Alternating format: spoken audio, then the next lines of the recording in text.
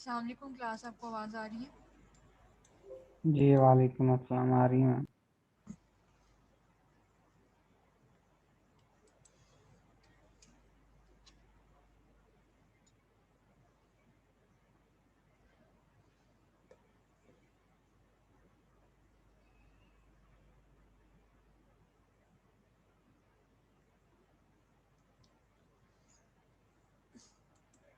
बेटा क्या पढ़ा था हमने प्रीवियस लेक्चर में? कोई बच्चा समराइज़ करे।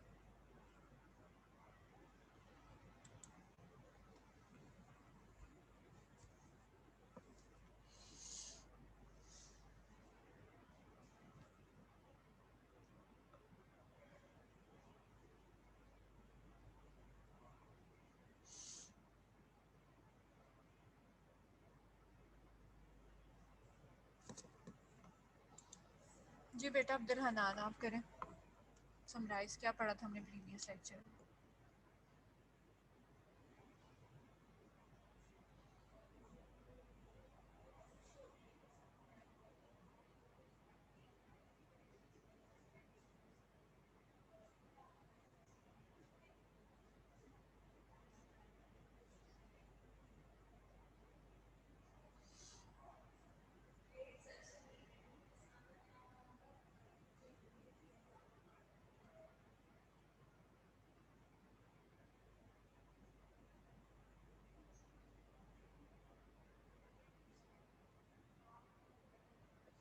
अब्दुल हनान, आपको आवाज़ आ रही है?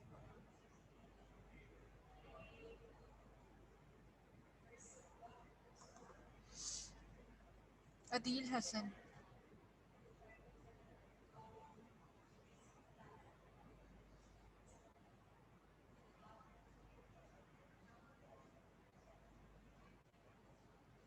जी बेटा हैंड रेज ना करो, मैंने लेक्चर समराइज़ करने का कहा है, आप लेक्चर समराइज़ करें। जी जी, मैं कह रहा हूँ मैम, मैं ऑनलाइन ही हूँ, लेकिन वो आपकी आवाज़ कट। जी जी, आपकी आवाज़ बिल्कुल ठीक आ रही है।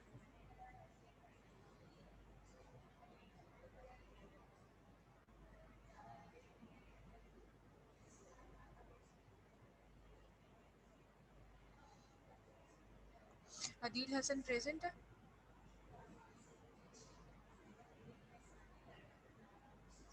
शहर बानो,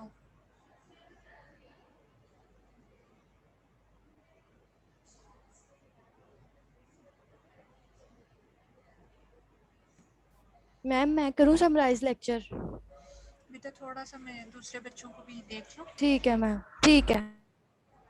जी बच्चे, माइदा रफ़ीक,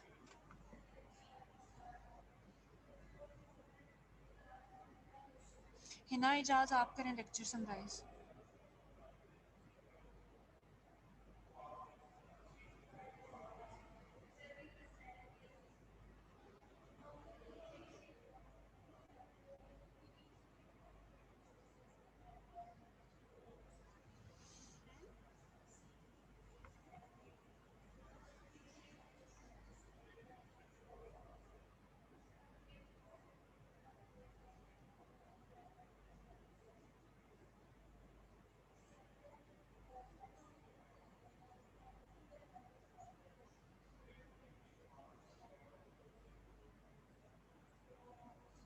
बेटा आपकी आवाज़ नहीं आ रही। हिना इजाज,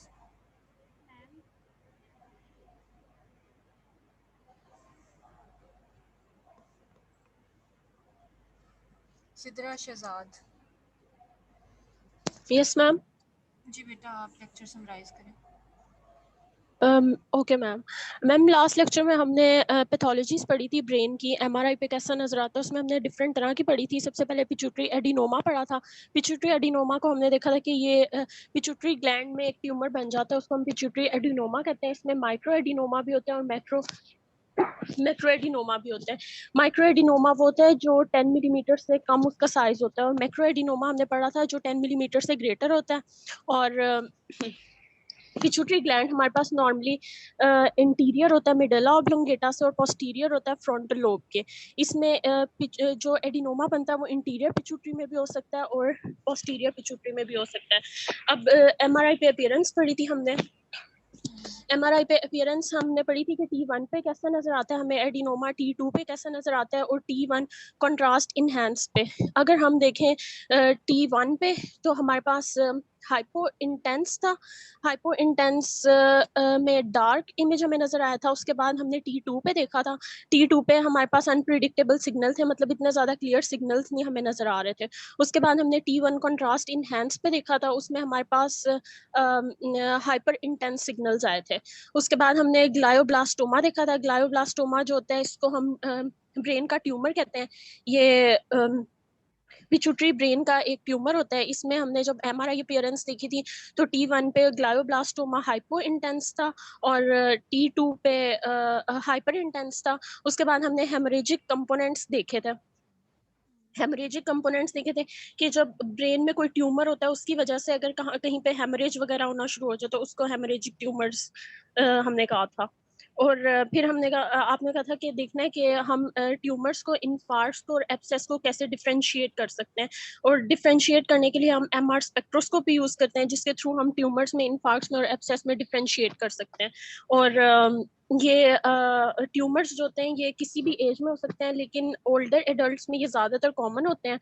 और ब्रेन के किसी भी पार्ट में हमारे पास ट्यूमर हो सकते हैं, फ्रंटल लोब में, पेराइटल, टेम्पोरल लोब वगैरह में, कहीं पे भी। Very good. MR इमेजेस हमने देखी थी उसमें। मैंने आप सब लोगों को एक टास्क दिया था कि आपने MR स्पेक्ट्रोस्कोपी पे प्रेजेंट करना है कि आपने क्या समझा है, हाँ। तो क्या क्या आपने जो है वो प्रिपेयर किया, उसको ज़रा एलोब्रेट करें। मैम उसमें MR स्पेक्ट्रोस्कोपी हम ट्यूमर की डिटेक्शन के लिए यूज़ करते हैं, ब्रेन ट्यूमर की। उसमें हम डिफरेंट टेक्निक यूज़ करते हैं। एक सिंगल वॉक्सल टेक्निक होती है, एक मल्टी वॉक्सल टेक्निक होती है। सिंगल वॉक्सल टेक्निक में हम देखते हैं कि ब्रेन के किस रीजन में ट्यूमर प्रेजेंट है, और मल्टीपल वॉक्सल टेक्निक होती है उसमें देखते हैं कि कौन से स्पेक्ट्रा, कौन से ब्रेन के रीजन में, हमारे मल्टीपल रीजन में हम चेक करते हैं ट्यूमर्स को। थैंक यू बेटा, वेरी इस good. Okay ma'am, thank you ma'am. Welcome बेटा।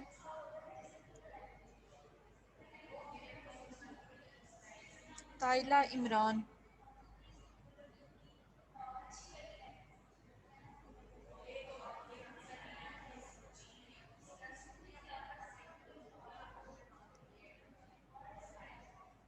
ताइला प्रेजेंट है। हेमन रिजवी।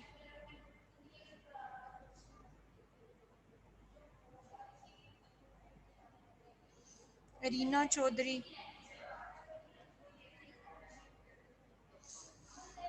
जवेरिया शहजादी।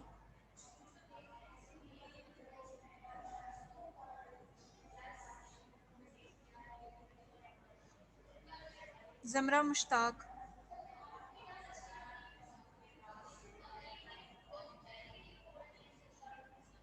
ये जिन बच्चों के मैंने नाम कॉल किए हैं, ये बच्चे मुझे बताएं कि क्या टास्क दिया था मैंने लास्ट टाइम और क्या आप लोगों ने प्रिपेयर किया है। फातिमा खान।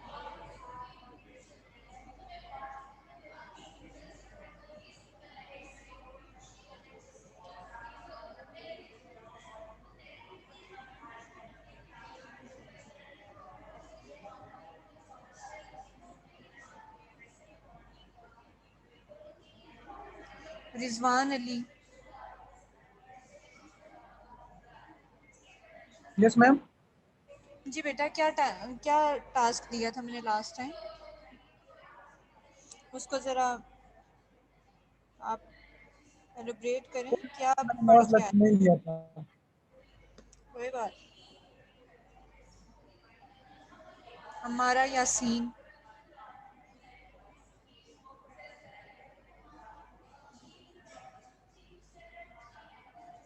जी मैम। जी बेटा बताएं ज़रा क्या टास्क दिया था मैंने लास्ट टाइम आप लोगों को, पढ़ के आई हैं आप।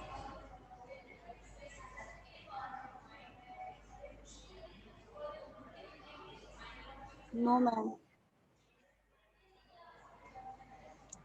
कोई खास वजह ना पढ़ने की। मैम वो मैंने वैक्सीनेशन करवाई थी तो उस वजह से मुझे उस दिन की तबीयत और ज़रा ख़राब थी तो इस वजह से मैंने नहीं पढ़ा।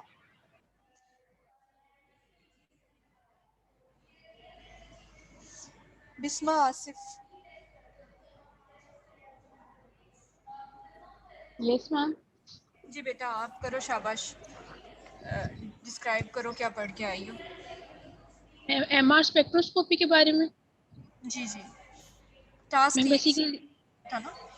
मैम ये टेक्निक हम यूज करते हैं बेसिकली विजुअलाइज करने के लिए बायोकेमिकल चेंजेस जो होते हैं ट्यूमर साइट पे, कोई ब्रेन एबनॉर्मेलिटी हो जो हमें पता नहीं चल रहा, जो हमें लाइक हमने कहा था कि एब्सेस और इन्फार्क्ट जो है वो बिल्कुल ग्लायोब्लास्टोमा वाली अपीयरेंस दे रहे होते हैं, तो हम उसकी केमिकल कंपोजिशन को डिटर्मिन करने के लिए स्पेक्ट्रोस्कोपी यूज करते हैं। अब स्पेक्ट्रोस्कोपी बेसिकली आपकी सिमिलर लाइक एनएमआर जैसे हम करते हैं, लाइक ये भी हार्ट प्रोटॉन्स की कंसंट्रेशन की बेस पे होती है कि वो किस तरह के सिग्नल्स प्रोड्यूस कर रहे हैं।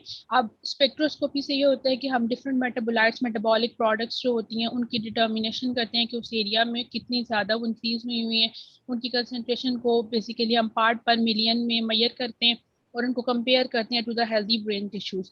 अगर उनकी कंसंट्रेशन ज़्यादा आई हुई है which means that the area is like it is mean having tumours, तो हम लोग कंसंट्रेशन डिफरेंट मेटाबोलाइट्स की जो है वो मेजर कर सकते हैं, लाइक एटीपीज होते हैं उनकी कंसंट्रेशन होती है, उसके अलावा कोलिन है। कोलिन कोलिन होता है, लिपिड्स हैं, उसके अलावा एस्पार्टेट है। इन सब की कंसंट्रेशन और लैक्टेट वगैरह की कंसंट्रेशन हम मेजर करते हैं वहाँ पे, फिर उसको हम कंपेयर करते हैं to the healthy brain tissue so that हमें पता चले कि वहाँ पे ट्यूमर है तो किस नेचर का है, टिश्यू टाइप कौन सी है वहाँ पे प्रेजेंट, तो हमें इस तरह से उसके पता चल जाता है। वेरी बेटा, वेरी नाइस। जी बेटा कश्यप क्या कह रही हैं आप? हैंड रेज किया था आपने।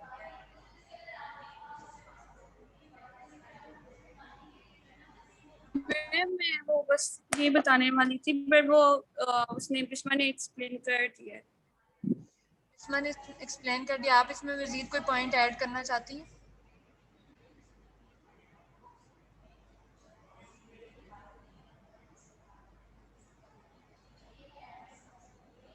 जरवा अजीम।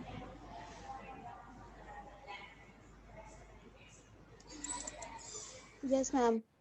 मैम मैंने ना एक पॉइंट ये देखा था कि ये एक तो हम लोगों को फिजियोलॉजिकल स्टडी ऑफ ब्रेन हम लोगों को दे रहा होता है, ट्यूमर्स के लिए मोस्ट कॉमनली यूज होता है, लेकिन हम लोग ना स्ट्रोक और एपिलेप्सी वगैरह को भी जो है वो उसकी डायग्नोसिस करने के लिए भी एमआर स्पेक्ट्रोस्कोपी को यूज कर सकते हैं। इसके अलावा इसमें ये होता है कि जो रीड आउट और फ्रिक्वेंसी ग्रेडियंट्स होते हैं ना वो पोजिशनल जो कहते हैं इमेज की जो पोजिशनल इंफॉर्मेशन होती है ना उसके बजाय, स्पेशल और पोजिशनल इंफॉर्मेशन के बजाय हम लोग उसको कंपाउंड्स को आइडेंटिफाई करने के लिए यूज कर रहे होते हैं। वो इस तरह के जो डिफरेंट कंपाउंड्स होते हैं उनकी एटॉमिक जो कॉन्फ़िगरेशन मतलब एक एटॉमिक कंपोजिशन डिफरेंट होती है, तो वो डिफरेंट फ्रीक्वेंसीज को एब्जॉर्ब करते हैं और फिर डिफरेंट को ही जो है वो इमिट करते हैं। तो वो जो डिफरेंट फ्रीक्वेंसीज इमिट कर रहे होते हैं ना उनके अगेंस्ट जो है उनके सराउंडिंग में, उन कंपाउंड्स के सराउंडिंग में एक इलेक्ट्रॉनिक क्लाउड होता है जो उनको शील्ड कर रहा होता है। तो उस इलेक्ट्रॉनिक क्लाउड की शील्डिंग की वजह से उनकी रेजोनेंस जो होती है ना वो डिफरेंट होती है। उस बेस के ऊपर हम लोग डिफरेंट जो कंपाउंड्स होते हैं उनको आइडेंटिफाई कर लेते हैं। और क्या कहते हैं ये जो है हम लोग डिफरेंट कंपाउंड्स हैं वो उनकी रेजोनेंस की बेस के ऊपर आइडेंटिफाई करते हैं उनको। Very good. जी मासूमा आप क्या कह रही हैं? मैम आप मैंने क्या? यही एक्सप्लेन करना था कि इसके अंदर बेसिकली हमारे पास जो डिफरेंट फ्रीक्वेंसीज होती हैं उनको हम मेजर करते हैं, वो यूनिट बिस्मा ने बता दी, लेकिन हम लोग ग्राफ के ऊपर प्लॉट करते हैं डिफरेंट पीक्स को जिनकी डिफरेंट हाइट्स होती हैं, मतलब जितनी फ्रीक्वेंसी आएगी उस हिसाब से वो पीक्स बनना स्टार्ट हो जाती हैं। इसके अलावा इसमें हम लोग वाटर और जो हमारे पास फैट होता है उसके सिग्नल्स को हम लोग सप्रेस कर देते हैं, जिसकी वजह से हमारे पास जो मेटाबॉलिक चेंजेस होते हैं या जो मेटाबोलाइट्स होते हैं वो हमारे पास उनकी फ्रीक्वेंसीज हमें ज़्यादा मिलती हैं और उनको हम लोग फिर एनालाइज करते हैं और एपिलेप्सी स्ट्रोक वगैरह इनको फिर हम लोग डिफ्रेंशिएट कर सकते हैं। So much. अच्छा हमने लास्ट में जो है वो आई गेस कुछ स्लाइड्स जो है वो लास्ट लेक्चर की रह गई थी, मुझे अभी याद आया, तो ये आप लोगों ने देख मैम इसके अंदर एक पॉइंट था ग्रेडियंट्स नहीं यूज करते, वो आप एक दफा एक्सप्लेन कर देंगे? वो मैंने देखा था, मुझे समझ नहीं आया। लिया, मुझे समझ नहीं आया, दोबारा कहें। इसमें हम लोग ग्रेडियंट्स को यूज नहीं करते। ग्रेडियंट्स को यूज नहीं करते? जी मैंने एक जगह पढ़ा था कि इसके अंदर हम लोग ग्रेडियंट्स को यूज नहीं करते, हम लोग जो हमारा टाइम एकोड पीरियड होता है उसको हम कम कर देते हैं, टीई को कम करते हैं और ग्रेडियंट्स को यूज नहीं करते। तो फिर वो इस एक दफा आप तो करवा आपने देंगे? तो अगर ग्रेडियंट्स को यूज नहीं कर रहे तो हमारे पास दो ही चीज़ें हैं, या तो ग्रेडियंट बेस्ड सीक्वेंसेस हैं या स्पिन इको सीक्वेंसेस हैं। तो अगर ग्रेडियंट बेस्ड सीक्वेंसेस यूज़ नहीं होते तो फिर कौन से यूज़ हो रहे होते हैं? Spin echo. जी। अच्छा, ये आप लोगों ने स्लाइड्स देख ली थी, इनमें कोई प्रॉब्लम?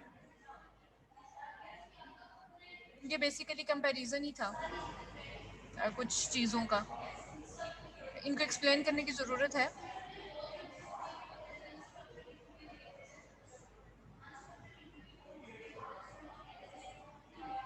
क्लास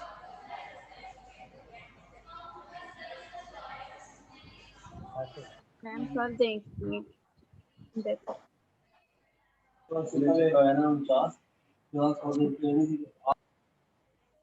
अच्छा, हमने कहाँ पे इसको जो है वो छोड़ा था, इस लेक्चर को कहाँ पे हमने वाइंड अप किया था?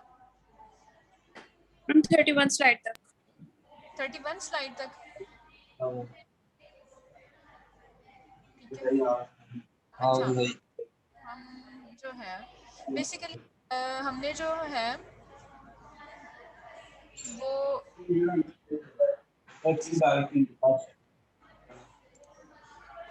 मैम एडीसी से स्टार्ट करना है। अली हसन, आपको आपके असाइनमेंट मिल गई है? जी मिल गई है। और भी किसी बच्चे को कोई प्रॉब्लम हो उसकी वेटेज की असाइनमेंट की, उसको लग रहा है कि उसकी वेटेज कम हो गई है, प्लीज़ मुझे इन्फॉर्म कर दें, मैं आपको बता देती हूँ कि आपकी वेटेज कितनी थी और उसको मैंने कितनी दी। मैम उसमें जो आपने हाईलाइट किया हुआ कि सारा इररिलेवेंट डाटा था, तो मैम हम लेक्चर्स में भी नहीं था कुछ, तो मैम हम कहाँ से देखते फिर वो बेटा, सारा? जिन लोग पूरे पूरे 5 नंबर लिए हैं ना, उन्होंने भी कहीं ना कहीं से डाटा लिया है। ठीक है, तो डाटा अगर मैं प्रोवाइड करूँ आपको, बुक्स अगर मैं प्रोवाइड करूँ, अगर आपको कंटेंट भी मैं प्रोवाइड करूँ, तो फिर आपको किस असाइनमेंट फिर होती क्या है? असाइनमेंट का मतलब ये होता है कि आपने रिसर्च करनी है, आपने डिफरेंट आर्टिकल से डाटा लेना है। तो डाटा आपको सारा इंटरनेट से मिल जाता है, डिफरेंट आप जो है वो आप जर्नल्स देख सकते हैं, आप आर्टिकल्स देख सकते हैं, आपने वहां से डाटा कलेक्ट करना होता है। टीचर ने तो असाइनमेंट का डाटा प्रोवाइड नहीं करना होता। जिन बच्चों ने मैम असाइनमेंट्स मैम बनाई, इंटरनेट से जो या जहाँ से भी आर्टिकल से मिला वही मैंने लिखा है, इसके अलावा तो मैंने कुछ नहीं लिखा। मेरा बच्चा आपने फिर अच्छी रिसर्च नहीं की। ठीक है, आपने आसपास वाले मैम बच्चों मैंने से आपको रीजन बताई थी मैम, मैं कैसे वो उस तरह से ज्यादा करता, क्योंकि मैंने आपको बताया था कि मैं अपनी मदर के साथ था अकेला और उनको मैं ट्रीट कर रहा था, उनकी काफी तबीयत उन दिनों खराब थी, तो सीवियर इशू था उनका। बेटा प्लीज टीचर की बात भी सुन लिया करें। मतलब आप एक बार जो है वो कहना स्टार्ट होते हैं, फिर उसके बाद कोई ध्यान नहीं होता कि टीचर भी कुछ कह रहा है। मैं आपसे ये कह रही हूँ कि आप लोगों की वजह से ही, आप लोगों के कहने पे मैंने असाइनमेंट का जो है वो डेट भी इंक्रीज की। ठीक है, उसकी सबमिशन की डेट्स भी इंक्रीज की। आप मुझे ये सारी बातें तब बता सकते थे।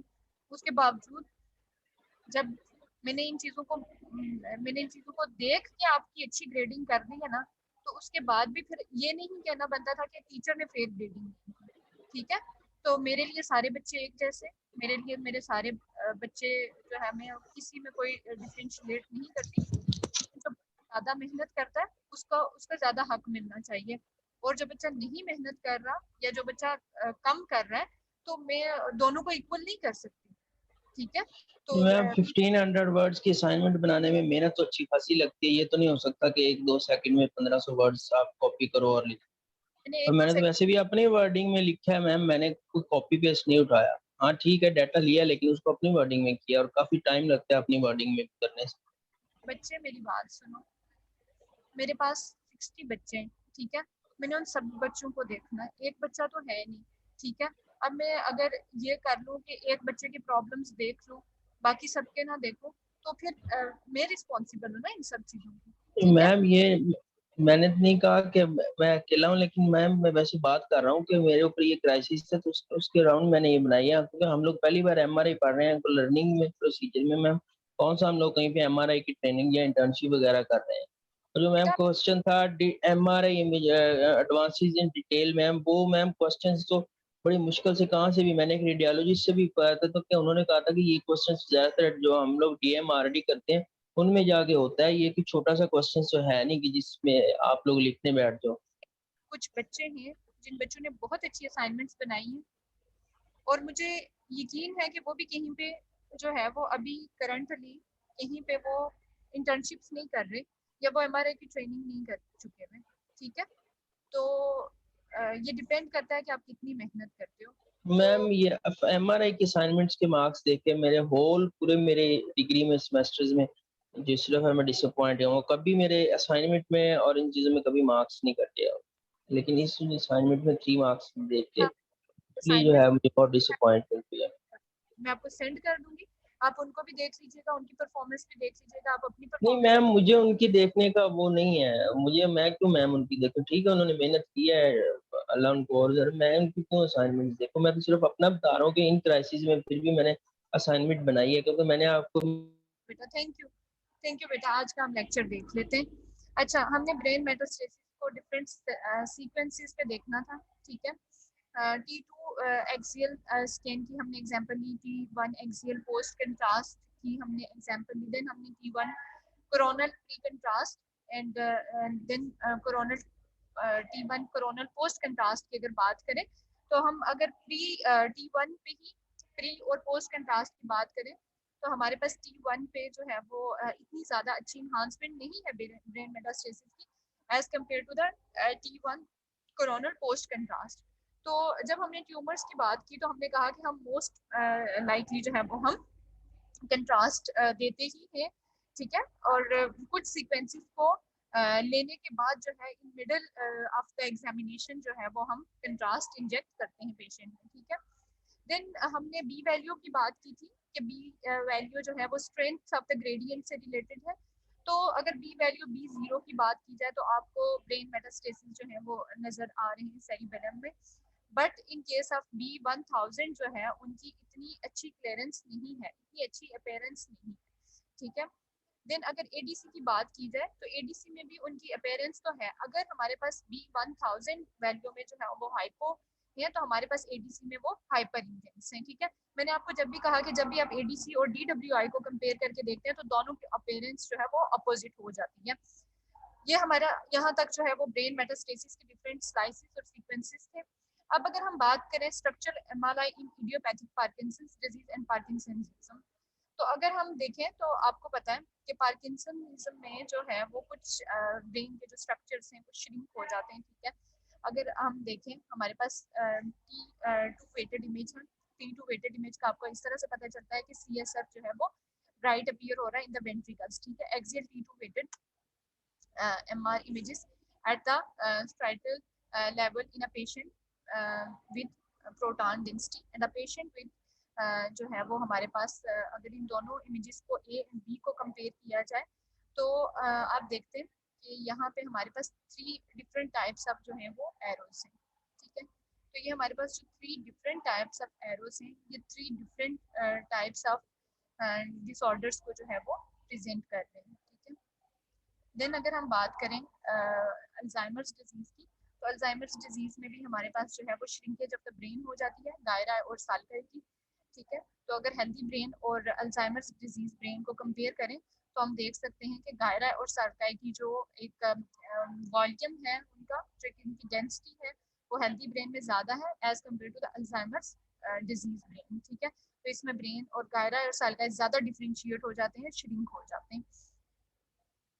ये भी this is another example of the coronal slices of the brain on T1 weighted images, ठीक है। तो इसमें भी हम हेल्दी ब्रेन और अल्जाइमर्स डिजीज ब्रेन को अगर कंपेयर करके देखा तो हमारे पास जो है वो गायरा और साल्काई की ज़्यादा क्लियर अपीयरेंस है as compare to the healthy brain, ठीक है। Various diseases in MRI data set जो डेटा शीट जो है इसमें जो है जितनी भी डिजीजेज थी उनको एक ही लेवल पे जो है वो डिफरेंट डिजीजेज के साथ लिया गया, ठीक है। तो कुछ में हमारे पास मेनली जो है वो T1 वेटेड इमेजेस है, एक आध जो है वो T1 वेटेड है, ज़्यादातर T2 वेटेड इमेजेस है। तो उनमें एक ही लेवल पे डिफरेंट आपको कैसी डिजीजेज अपीयर होती है एक पूरी डाटा शीट आपको मैंने बना दी थी। In next lecture I will try my best कि मैं आप लोगों को एक MR ब्रेन की जो है वो फिल्म दिखा दूँ। CD में कोशिश कर रही हूँ मुझे CD मिल जाए कहीं से, तो उसमें मैं आपको डिफरेंट स्लाइसेस कैसे आप जो है वो किसी भी अपने मॉनिटर में या अपने लैपटॉप पे लगा के देख सकते हो, डिफरेंट स्लाइसेस को सिलेक्ट कैसे करते हो, डिफरेंट स्लाइसेस की आप जो है वो इमेजिंग कैसे विद रेफरेंस इमेज जो है वो लेते हो। तो अगर मुझे मिल जाती है इंशाल्लाह तो मैं आप लोगों के साथ शेयर भी कर दूंगी और आप लोगों को दिखा भी दूंगी। तो this was all about the brain anatomy, ठीक है, and brain pathology on MR scan. आज का जो हमारा लेक्चर है that is about the spine imaging, ठीक है। अब उसका हम एक ओवरव्यू ले लेते हैं। आप लोग को स्क्रीन शेयर हो रही है लेक्चर की? Today is our lecture. Yes ma'am. जी मैम हो रही है। प्रीवियस वाला लेक्चर शो हो रहा है। अच्छा, मैं आप लोग को शेयर कर देती हूँ again. That is about the spine imaging, ठीक है। मैंने कहा था हम लोग MRA MRV पढ़ेंगे, बट जब मैंने उसको देखा, उस टॉपिक को देखा, तो उसमें सिर्फ MRA MRV, हम सिर्फ ब्रेन का नहीं देखेंगे, हम बाकी भी बॉडी का MRA MRV देखेंगे, तो वो फिर ब्रेन का थोड़ा शॉर्ट सा ही बन रहा था।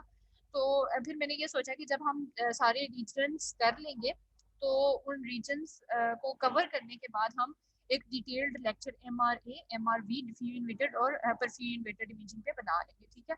तो विद सीक्वेंस अगर हम चलें तो हमारे पास MR ब्रेन के बाद MR स्पाइन जो है वो इमेजिंग आती है।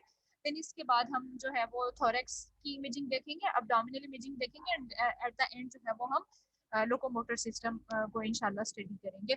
इसके अलावा भी मैंने आपकी कोर्स आउटलाइन देखी, तो ये मल्टीपल जो टॉपिक्स हैं ये आपके प्रैक्टिकल वर्क में आते हैं। This is not in the theoretical, जो है वो ये थ्योरेटिकल कैटेगरी में नहीं आते। बट अब अगर आपके प्रैक्टिकल्स नहीं हो रहे तो मुझे आपको पढ़ाने में कोई भी इशू नहीं है। तो अगर MR स्पाइन इमेजिंग की बात करें तो आपको पता है कि स्पाइन को हमने डिवाइड किया हुआ है सर्वाइकल स्पाइन में, थोरेसिक स्पाइन में, लंबर स्पाइन में, कॉक्सीजियल रीजन, ठीक है। तो सबसे पहला जो हम रीजन स्टडी करेंगे that is all about cervical spine, ठीक है। इसको भी मैं पार्ट्स में डिवाइड कर दिया कि एक ही जो है वो लेक्चर में इन तीन चार रीजन को कवर करना मुश्किल हो जाएगा। तो मैं इसको कोशिश करूंगी मजीद शॉर्ट करके और आपको अच्छे से समझाने की। तो हम क्यों करते हैं cervical spine imaging? The American College of Radiology recommends routine MRI as the most appropriate imaging study in patients with chronic neck pain who have neurological signs or symptoms, but normal radiographs. अब ये बड़ा important point है कि एक research है American college of radiology की, जिन्होंने ये कहा कि जिनके नॉर्मल रेडियोग्राफ्स तो नॉर्मल हैं लेकिन उनको नेक पेन है, वो पेशेंट्स जिनको नेक पेन है या उनके न्यूरोलॉजिकल साइन एंड सिम्टम्स हैं, MRI has become the method of choice for imaging the neck to detect significant soft tissue pathology such as disc herniation. तो MRI हमारे पास एक बेस्ट इमेजिंग मेथड है जिससे हम डिस्क herniation देख सकते हैं, सॉफ्ट टिश्यू पैथोलॉजी देख सकते हैं। MRI can detect ligament and disc disruption which cannot be demonstrated by other imaging studies. तो MRI जो है सिर्फ MRI is a gold standard जो कि ligaments को डिटेक्ट कर सकता है, disruption को डिटेक्ट कर सकता है, ठीक है। The entire spinal cord, nerve roots and axial skeleton can be visualized. इसमें हम entire spinal cord को देख सकते हैं, nerve roots को देख सकते हैं and axial skeleton can be visualized कि आप उसके axial, coronal और sagittal slices देख सकते हैं। MRI has been found to be quite useful in evaluating the amount of cerebrospinal fluid surrounding the cord in the evaluation of patients with cervical stenosis, although T2 weighted images tend to exaggerate the degree of stenosis. तो हमारे लिए CSF को उसकी surroundings को देखना और उसकी evaluation stenosis को देखना ज़्यादा इजी हो जाता है with MR imaging. Although MRI is considered the imaging method of choice for evaluation of cervical radiculopathy, abnormalities have also been found in asymptomatic subjects. In one study, 10% of subjects younger than 40 years were noted to have disc herniations. 20% of subjects older than 40 years had evidence of foraminal stenosis, and 8% had disc protrusion or herniation. Therefore, as with all imaging studies, the MRI findings must be used in conjunction with the patient's history and physical examination findings. तो इस सब का जो एक अगर हम meaning जो है वो निकाल लें तो हमारे पास MR जो है वो गोल्ड स्टैंडर्ड इमेजिंग है for disc herniation, for soft tissues pathologies, for foraminal stenosis, disc protrusion and herniation. अब इन चीज़ों को पढ़ने और समझने के लिए ज़रूरी है कि हमें जो है वो वर्टिब्रल एनाटॉमी बहुत अच्छे तरीके से आती हो, हमें फोरामिनस का पता हो, हमें लिगामेंट्स का पता हो। तो आप सब लोगों को एनाटॉमी अच्छे से आती है, सर्वाइकल स्पाइन की इमेजिंग आती है, ये स्पाइन की इमेजिंग आप सब लोगों को अच्छे से आती है, उसमें कोई प्रॉब्लम? Class ma'am ma'am. गुजारा करते हैं। दोबारा करनी है, क्या कह रहे हैं तन्हा? नहीं मैम कह रहे हैं हम गुजारा करते हैं, इतने तो अच्छी खासी नहीं आती लेकिन फिर भी थोड़ी बहुत आती। तो मैंने इंक्लूड की है कुछ क्रॉस एनाटॉमी मैंने इंक्लूड की है, आप लोग इसको देख लें। फिर भी समझ नहीं आती तो we will revise this lecture, ठीक है? ठीक तो है मैम, ठीक है, ठीक है अगर हम जी, डिवीजन ठीक करें, है। ठीक है, अगर हम डिवीजन करें तो हमारे पास cervical spine, coccygeal region, tail bone तक जो है वो एक कर्व है बेसिकली, जिसको स्पाइनल कर्व भी कहते हैं, ठीक है? तो C1 एंड C2 जो है वो हमारे पास है cervical first and cervical second जो है वो है, ठीक है? सर्वाइकल है, थोरेसिक है, लंबर स्पाइन है, sacrum and coccygeal. C1 and C2 को छोड़ के हमारे पास जो वर्टिब्रल बॉडी से हम उनको जो है वो एक सबसे पहले हम एक ग्रॉस एनाटॉमी देखेंगे, वर्टिब्रल बॉडी की ग्रॉस एनाटॉमी क्या होती है। तो आपके ख्याल से ये कौन सा स्लाइस है, ये कौन सा प्लेन है, एक्सियल है, कोरोनल है, सेजिटल है, कौन सा प्लेन है आपके अकॉर्डिंग, इसको क्या कहेंगे हम? एक्सियल। ठीक है, तो इसको हम डिफरेंट इसके सेक्शंस में देखेंगे, डिफरेंट स्लाइसेस में देखेंगे कि कैसी वर्टिब्रल बॉडी नजर आती है। उसके बाद ही आप जो है इसको MR पे या CT स्कैनिंग पे देख सकते हैं। CT स्कैन पे आपने स्पाइन इमेजिंग देखी है? CT स्कैन देखा है स्पाइन का, जी बोन्स मैम। देख, ठीक है? तो फिर तो इंशाल्लाह जो है वो, क्योंकि बोन्स जो है वो ज़्यादा अच्छी नज़र आती है CT स्कैन पे, लेकिन स्पाइनल कॉर्ड को देखने के लिए, डिस्क हर्निएशन को देखने के लिए, नर्व कंप्रेशन को देखने के लिए हम MR की तरफ आते हैं। तो बेसिकली जो है वो बॉडी है, ठीक है, ट्रांसवर्स प्रोसेस है, स्पाइनस प्रोसेस, ठीक है, और ये हमारे पास जो है वो स्पाइनल कैनाल, ठीक है। देन अगर बात की जाए तो सराउंडिंग में जो है वो नर्व्स, ठीक है। हमारे पास जो है वो डिफरेंट ये बेसिकली एक्सरे की इमेजिंग है। तो मैंने आप लोगों को लास्ट टाइम भी बताया था, बार बार बताती हूँ कि जब भी MR स्कैनिंग हो रही होती है, जब भी CT स्कैनिंग होती है, तो उससे पहले पेशेंट से ये कहा जाता है, अच्छा एक तो ऐसा है कि पेशेंट से ये कहा जाता है कि आप एक्सरे अपना साथ लाजमन करवा के लाएं। एक्सरे के साथ हम कुछ एक्सटेंडेड व्यूज भी पेशेंट को रिकमेंड करते हैं। According to the severity of the disease हम पेशेंट को ये रिकमेंड करते हैं कि आप जो है वो किन किन जो है वो पोजीशंस में कौन कौन से व्यूज के साथ अपने एक्सरे लेके आएंगे। तो ये ज़्यादा हेल्पफुल रहता है फॉर द रिपोर्टिंग। जब आप रिपोर्टिंग कर रहे होते हैं तो उसमें जितने आप एक्सटेंडेड व्यूज में या जितने एडिशनल व्यूज के साथ एक्सरे लेते हैं तो वो ज़्यादा जो है वो हेल्पफुल रहता है, ठीक है। तो एक्सरे पे जो है वो इंटीरियर पोस्टीरियर व्यू है, AP व्यू जिसको कहा जाता है, और ये हमारे पास sagittal imaging of the spine है, ठीक है। देन हम अगर वर्टिब्रेस की बात करें तो हमारे पास जो है वो ठीक है, देयर आर ऑलमोस्ट 33 वर्टिब्रेस, ठीक है, और इनसाइड डिस्क जो है वो प्रेजेंट होती है, ठीक है। देन दिस इज एन हमारे पास ये जो एक प्रोजेक्शन है, we can say this an AP projection, ठीक है, और ये इसका क्रॉस सेक्शन है, sagittal cross section we can say, ठीक है। अब अगर हमने बात की कि हमारे पास जो है वो टिपिकल वर्टिब्री है कि उसके एक हमारे पास ये सेजिटल व्यू है और ये हमारे पास एक्सियल व्यू है। तो सेजिटल व्यू में हमारे पास बॉडी है, पेडिकल्स है, ठीक है, lamina, spinous process and these are the transverse processes on both sides, ठीक है। अब अगर हम इसका सेजिटल व्यू में देखें तो हमारे पास जो superior articular process and notch, body, pedicle, then हमारे पास स्पाइनस प्रोसेस है और inferior articular process and notch, ठीक है। अब इसमें जो है वो टिपिकल वर्टिब्री में हमारे पास जो है स्पाइनल कैनाल जो है वो पास होती है, ठीक है। ये जो बेसिकली जो स्पाइनल कैनाल है, spinal CSF cerebral fluid and different nerves passage के लिए जो है ये काम देता है, ठीक है। स्पाइनल कॉर्ड एंड फैट का हमने इसमें एडिशन कर दिया, स्पाइनल कॉर्ड भी है और इसके साथ फैट है। देन हमारे पास नर्व एंडिंग्स भी जो है वो इस एरिया में जो है वो पाई जाती हैं, ठीक है। अब हमने देखा कि हमारे पास जो हम अगर इसको समराइज करें तो हमारे पास 4 मेन चीजें हैं, ठीक है। वर्टिब्रास की बॉडी है, स्पाइनस प्रोसेस है, ट्रांसवर्स प्रोसेस है, स्पाइनल कैनाल है जहाँ से स्पाइनल CSF या स्पाइनल कॉर्ड या हमारे पास फैट और नर्व एंडिंग्स जो है वो पास हो रही हैं, ठीक है। तो ये हमारे पास मेन 4-5 चीजें अगर आप मेमोराइज रखेंगे तो आपको किसी भी स्पाइन की इमेजिंग में कोई भी प्रॉब्लम नहीं आएगी। तो ये चीजें समझ आ गई, आगे चले। Yes ma'am. कोई मुश्किल इनमें, या जनरल एनाटॉमी आप लोग पढ़ चुके हैं, ठीक है। ये आप लोग इसकी वर्टिब्रेस की बॉडीज देख लें, इसके साथ फिर हम इसकी डिस्क एसोसिएशंस भी देखेंगे, ठीक है। अब अगर हम देखें तो हमारे पास बॉडी, हमारे पास स्पाइनस प्रोसेस, ट्रांसवर्स प्रोसेसेस हैं, ठीक है, और इनसाइड जो है वो डिस्क है, ठीक है।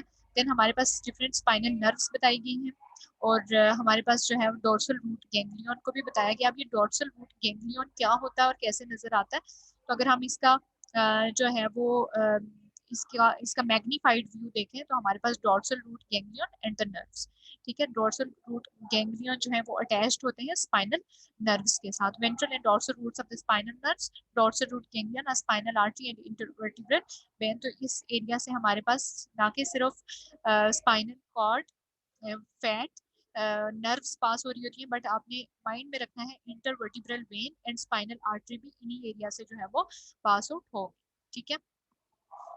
अच्छा, ये बड़ा इम्पोर्टेंट एक सेक्शन है।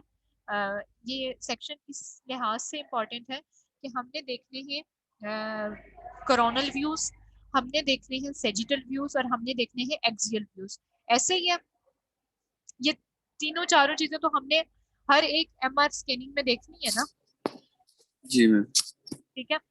तो जब हमने ब्रेन का सेजिटल साइज देखा था तो हमें ये तो आइडिया था कि किस लेवल पे जो है वो middle of the brain start हो जाएगा, या मिडल पोर्शन हमें लेटरल वेंट्रिकल नजर आएगा, या इंटीरियर लिम्ब नजर आएगा, या पोस्टीरियर लिम्ब, कॉर्डेट न्यूक्लियस, या पुटामिन, क्या चीज नजर आएगी, ठीक है। तो ये बेसिकली एक सेजिटल कट है, ठीक है। इसको अगर हम डिवाइड करें तो जो बेसिक अप्रोच यूज की जाती है किसी भी यू कैन से स्पाइन इमेजिंग को जब भी हम स्टडी करते हैं, तो इसको जो वर्टिब्रल बॉडीज को डिवाइड किया जाता है इंटीरियर एलिमेंट्स में और पोस्टीरियर एलिमेंट्स में जो है वो डिवाइड किया जाता है। देन इंटीरियर एलिमेंट की अगर हम डिवीजन करें तो हमारे पास इंटीरियर कॉलम में और posterior middle column and then posterior column में जो है वो हम स्पाइन की डिवीजन करते हैं, ठीक है। तो इस तरह से अगर हम डिवीजन करेंगे, देन हमने ये क्यों डिवीजन की, अगर हमें जो है वो डिस्क बल्ज जो है, या हमें जो है वो यू कैन से कि डिस्क स्पेसेस रिड्यूस्ड है, तो हम ये लिख सकते हैं, रिपोर्ट में ये लिख सकते हैं कि इन द इंटीरियर कॉलम जो है वो हमने कोई हम डिस्क बल्ज जो है या स्टेनोसिस जो है या रिड्यूस्ड डिस्क स्पेसेस जो है वो हम इंटीरियर कॉलम में जो है वो विजुअलाइज कर रहे हैं, मिडिल कॉलम में विजुअलाइज कर रहे हैं, या कि अगर कोई फ्रैक्चर है या कोई भी इंजरी है तो हम कौन से कॉलम में देख रहे हैं, तो हमने इस तरह से जो है वो रिपोर्ट में मेंशन करना होता है। तो जब भी आप जो है वो स्पाइन की इमेजिंग देखें एमआर स्कैनिंग में, तो आपने ये चीजें माइंड में रखनी है। First you have to memorise about the interior elements, posterior elements, then जो डिवीजन है interior column, middle column and posterior column की, ये डिवीजन आपने माइंड में रखनी है। तो बच्चों इसमें कोई मुश्किल, अच्छा इसके साथ साथ ये आपको स्पाइनस प्रोसेस के साथ जो ये फेशिया नजर आ रहा है, these are the ligaments, these are the ligaments जो है वो स्पाइन के साथ जो अटैच्ड है। मैंने ये सब लिगामेंट्स ऐड अप नहीं किए क्योंकि मुझे लगा कि आप लोगों के लिए अभी लिगामेंट्स को स्टडी करना डिफिकल्ट हो जाएगा। सबसे पहली जो आप लोगों की अप्रोच होनी चाहिए वो ये होनी चाहिए कि आपको मेन स्टेनोसिस नजर आ जाए, देन आपको डिस्क बल्ज का पता चल जाए, अगर फिर उसके अलावा कोई फ्रैक्चर है तो वो आपको देखना आ जाए। देन अगर फिर भी आपको हमें ज़रूरत फील हुई या अगर आप लोग को अच्छी अंडरस्टैंडिंग हुई तो फिर हम लिगामेंट्स की स्टडी भी कर लेंगे। तो यहाँ तक बच्चों को मुश्किल? No ma'am. No ma'am. Girls, ठीक है। अच्छा, अब ये बड़ा इम्पोर्टेंट जो है वो ये हमारे पास इम्पोर्टेंट पॉइंट्स हैं, ठीक है। अब एक बच्ची का क्वेश्चन था कशिफ जाहिद का कि हम कैसे करेंगे, हम डिफरेंट जो हमारे पास जब स्पाइन की इमेजिंग होगी तो हम डिफरेंट स्लाइसेस पे कैसे उनको देखेंगे, ठीक है। तो सबसे पहली बात आपने माइंड में रखनी है, चाहे सर्वाइकल स्पाइन है, चाहे वो थोरेसिक स्पाइन की इमेजिंग हो रही है, या हमारे पास नंबर जो स्पाइन की इमेजिंग हो रही है, तो ये पॉइंट्स आपने अपने माइंड में रखने हैं, ठीक है। बेसिक आप पॉइंट्स अपने माइंड में रखेंगे, देन आप, जैसे मैं आप लोगों को कहती हूँ कि आप एक रेफरेंस इमेज ले लेते हैं या एक जो गाइडेंस के लिए जो है वो एक इमेज ले लेते हैं, तो उसमें आप T1 लेते हैं या T2 लेते हैं वो आपके माइंड में होगी, तो आप लोगों को बाकी चीज़ें भी लर्न करना ईजी हो जाएगी, ठीक है। अच्छा, इंटेंसिटी अगर हम T1 और T2 पे कंपेयर करें तो हमारे पास हम इंटेंसिटी किन चीज़ों की देखते हैं। वर्टिब्रल बॉडीज का तो पता चल गया ना कि वर्टिब्रल बॉडी क्या है, ठीक है, ये हमारे पास क्या है, these are the vertebral bodies, ठीक है। अब इंटरवर्टिब्रल डिस्क की बात करें तो ये हमारे पास जो है these are the intervertebral disc, ठीक है। लिगामेंट्स की इंटेंसिटी जो है लो है। इसमें हम अगर कंपेयर करें वर्टिब्रल बॉडीज की इंटेंसिटी जो है वो इंटेंसिटी ऑन T1 भी लो होगी और इंटेंसिटी ऑन T2 भी लो होगी। तो आपके माइंड में क्या आ रहा है कि वर्टिब्रल बॉडीज तो लो हैं, उनका सिग्नल तो लो है T1 पे भी T2 पे भी, तो कैसे डिफरेंशिएट करेंगे T1 और T2 को, ये क्या है, T1 कौन सी है T2 कौन सी है, आपके माइंड में क्या आ रहा है कि कैसे डिफरेंशिएट करेंगे आप। मैम कंट्रास्ट इनहांस इमेज लेंगे T1, उस पे भी हाइपर इंटेंसिटी आएगा ये। कोई कुछ और बताएं, सर्वा आप बताएं। मैम हम लोग इंटरवर्टिब्रल डिस्क को देखेंगे क्योंकि वो हाई इंटेंसिटी शो हो रही है, उसकी जो सबसे फ्लूइड होता है उसमें, मेन और चीज इसके अलावा CSF। CSF मेन चीज जो है वो दैट इज CSF, ठीक है। तो CSF जो है वो T1 पे डार्क होगा और T2 पे हमारे पास ब्राइट होगा, ठीक है। तो आपने जो अपने माइंड में चीज रखनी है दैट इज CSF, ठीक है। वर्टिब्रल बॉडीज लो हैं T1 पे T2 पे, इंटरवर्टिब्रल डिस्क जो है वो इंटेंसिटी उनकी जो है वो T1 पे लो है, then intensity on T2 high है। लिगामेंट्स की इंटेंसिटी T1 T2 पे लो है, फैट की इंटेंसिटी हाई है T1 and T2, spinal cord and nerves low. Then CSF की अगर बात करें तो हमारे पास क्या है कि low intensity on T1 and high intensity है, लेकिन यहाँ पे ये पॉइंट सबसे एंड पे है, बट आपने सबसे पहले इस पॉइंट को माइंड में रखना है दैट कि हमने कैसे डिफरेंशिएट करना है T1 एंड T2 को अकॉर्डिंग टू द CSF, क्योंकि CSF मेन जो है वो यहाँ पे फ्लूइड है। तो अगर आपको लिगामेंट्स, फैट्स, नर्व जो है उस सबसे पहले भी आपको किस पे फोकस रखना है, CSF पे, ठीक है। अच्छा बेटा, अब एक अप्रोच होती है किसी भी सबसे पहले जो मैं आप लोगों को बताऊं कि किसी भी रीजन को स्टडी करने के लिए एक अप्रोच होती है, ठीक है। जैसे हमारे पास कुछ प्रोटोकॉल्स थे जो कि हमने ब्रेन MRI में फॉलो किए, ठीक है। तो हमारे पास जो अप्रोच है बेसिकली सी स्पाइन MRI अप्रोच है। देन हमारे पास हम थोरेसिक स्पाइन को देखेंगे, हम जो है वो लंबर स्पाइन को देखेंगे। तो ये अप्रोच जो है ये यही बेसिक अप्रोच जो है वो यूज होगी, ठीक है। तो 1 मिनट के लिए आप होल्ड ऑन कीजिए।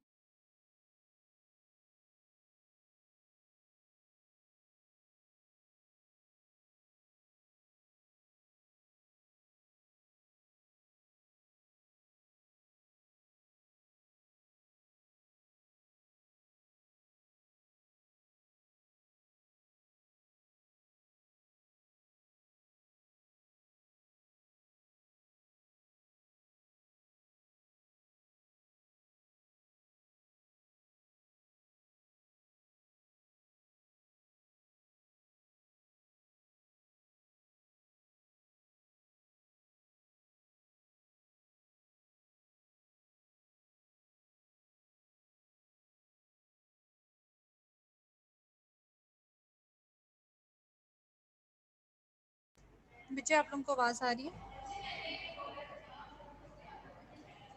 Yes ma'am. जी यस मैम।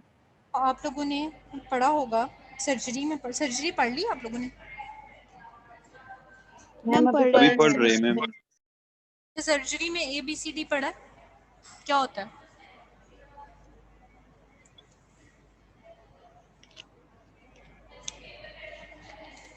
नहीं पढ़ा, कोई बात नहीं, नहीं पढ़ा मैम। ठीक है, कोई बात नहीं, हम MR में उसको जो है वो देख लेते हैं, ठीक है। अच्छा, कोई जो अप्रोच है या जो प्रोटोकॉल है किसी भी रीजन के लिए, ठीक है, उसको हम डिवाइड कर देते हैं। Just a minute.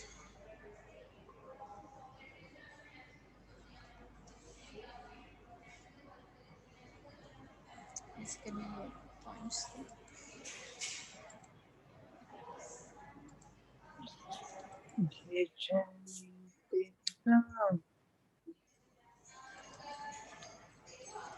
ठीक है। तो उसको हम डिवाइड कर देते हैं। जो सी स्पाइन के लिए हमारा अप्रोच है that is A B C and E, ठीक है। ये जो A B C D approach है ये डिफरेंट रीजन्स के लिए डिफरेंट जो है इसके मीनिंग्स होते हैं, ठीक है। तो ये A B C D approach हर इसके लिए डिफरेंट है, हर एक रीजन के लिए डिफरेंट है। तो हम सी स्पाइन में देखते हैं कि ये किस चीज़ के लिए जो है वो स्टैंड कर रही है, ठीक है। सबसे पहले आप कैसे स्टडी करोगे, जैसे आप लोगों को मैंने एग्जांपल दी थी ब्रेन, जब हमने स्टडी किया तो हमने आपसे कहा कि आप जो है वो बेसिक जब सबसे पहले अप्रोच हो कि आपने गायरा और सालकाई को देख के ही आइडेंटिफाई कर लेना है कि ब्रेन डिजीज्ड है या नॉर्मल है, ठीक है।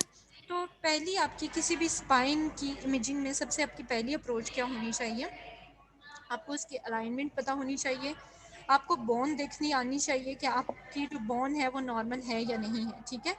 देन कॉर्ड या कैनाल का आपको पता होना चाहिए कि कॉर्ड और कैनाल का कहीं पे कोई स्टिनोसिस या कंप्रेशन तो नहीं है। देन आपको इंटरवर्टिब्रल डिस्क्स का जो है वो देखनी आनी चाहिए दैट दे आर नॉर्मल, उन पे कोई जो है कंप्रेस्ड तो नहीं है, कहीं पे कंप्रेशन तो अप्लाई नहीं इस पे, एवरीथिंग एल्स। अच्छा, अब इसकी हमने डिवीजन कर दी अलाइनमेंट की, हमने बोन की, cord and canal, discs and everything else. अब हम जो जितने भी ये हमारे पॉइंट्स हैं हम उसमें जो है वो डिस्कस करेंगे कि आपने अलाइनमेंट को कैसे देखना है, ठीक है। Alignment interior portion of the vertebral bodies. अभी जब हमने लास्ट में जब मैं एक स्लाइड आपको डिस्क्राइब कर रही थी कि आपने डिवीजन करनी है interior, middle and posterior column में, तो आपको interior portion of the vertebral column देखेंगे, देन आप posterior portion of the vertebral bodies, then facets, posterior spinal canal line and spinous processes. तो ये अलाइनमेंट में 4-5 मेन पॉइंट्स हैं जो कि आप देख के आइडिया कर सकते हैं कि either the vertebral bodies are normal और डिजीज।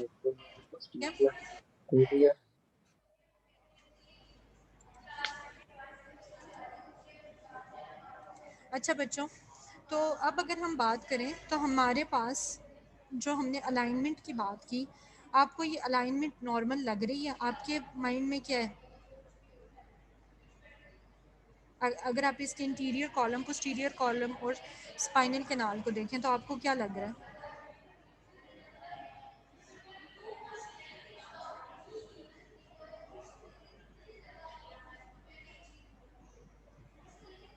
मैम नॉर्मल लग रहा है। नॉर्मल है। कैसे आइडेंटिफाई किया कि नॉर्मल है? आपने अलाइनमेंट में देखा कि आपका इंटीरियर कॉलम नॉर्मल है या नहीं है। आपने देखा कि आपका पोस्टीरियर कॉलम और स्पाइनल कैनाल जो है या स्पाइनल कॉर्ड जो है वो इधर कहीं पे कॉम्प्रेशन तो नहीं है, कहीं पे स्टिनोसिस तो नहीं है, ठीक है। तो ये बेसिकली जो हमारे पास है this is a normal alignment of the vertebral body of the cervical spine, ठीक है।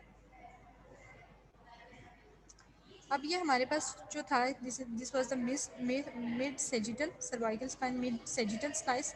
देन अगर हम बात करें cervical spine paramedian sagittal slice की बात करें तो हमारे पास जो है हमने इसमें जो है वो देखना है कि हमारे पास you can say vertebral artery in the transverse foramina. Then आप जो है वो स्पाइनल मसल्स को भी देख सकते हैं। Basically this was the middle paramedian sagittal, लेकिन जो आप अलाइनमेंट देख सकते हैं वो मीडियन सेजिटल पे भी जो है वो आपको बड़ी अच्छी अलाइनमेंट नज़र आती है। तो मीडियन सेजिटल पे जैसे हमने कहा कि अगर ब्रेन का आप सुपीरियर से स्टार्ट करते हैं तो अगर आपको गायराई और सालकाई नॉर्मल लग रहे हैं तो it means the brain is normal, ठीक है। तो अगर हम देखें तो अगर आप यहाँ पे अलाइनमेंट हमें जो है वो अगर नॉर्मल लग रही थी तो it means that there is no जो है वो कोई डिजीज़ प्रोसेस जो है वो इस अलाइनमेंट में नहीं चल रहा। देन अगर हम जो है उसकी बात करें पैरामीडियन सेजिटल की बात करें, then we have cervical different जो है वो C1, C2, C3, then these are the muscles along in the alignment of the cervical spine. हमारे पास सेजिटल स्लाइसिस के बाद अगर हम बात करें तो हमारे पास जो है वो एक्सियल स्लाइसिस भी हम देख सकते हैं, ठीक है। एक्सियल स्लाइसिस में अगर हम देखें तो हमारे पास हमने जो मेन हमने कहा कि हमने इंटीरियर कॉलम को देखना है, पोस्टीरियर कॉलम को देखना है और हमने स्पाइनल कैनाल को देखना है, ठीक है।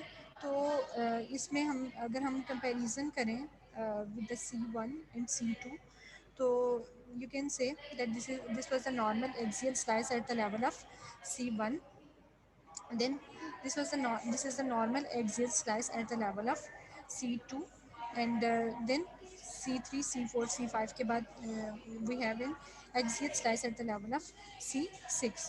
तो हमारे पास जो बेहतर और अच्छी जो alignment you can see in the sagittal slices.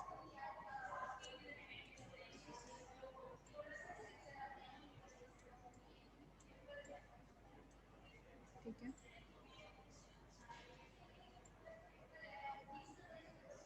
अब क्लियर नजर आ रहा है?